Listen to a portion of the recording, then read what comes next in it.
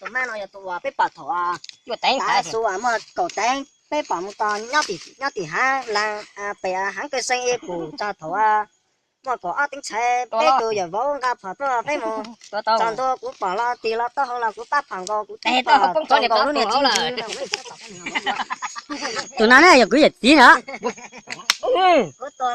tụi nó mà giờ chỉ bỏ tôi này tôi là nó này đây tôi phát ấy tôi phải nhận ra tụi nó Lâu tí khơi lo, giờ chúng mình nhập cho vào cho số công má cho tua.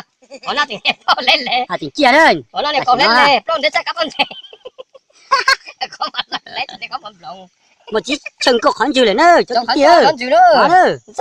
Can non ta. Chụp mà rồi. Can non ta đó Để con nhớ lót tà chứ nữa lỡ đó. Đâu à?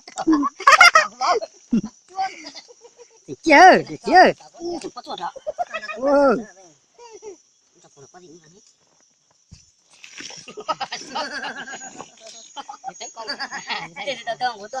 tụi má này tuần tuần luôn nữa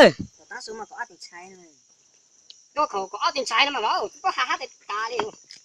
đi chọc cái nó nói chứ đừng cái con đấy ít to cái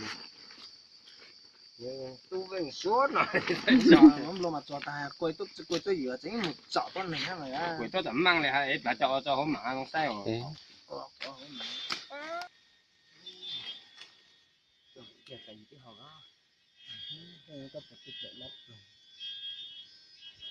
măng nó nọc xuống rồi chọc của nó như đó giờ tôi không tùng nó măng trò nó coi cái gì để nói luôn đấy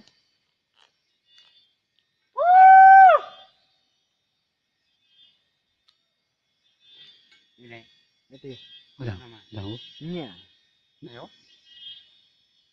đến hôm nào mà dư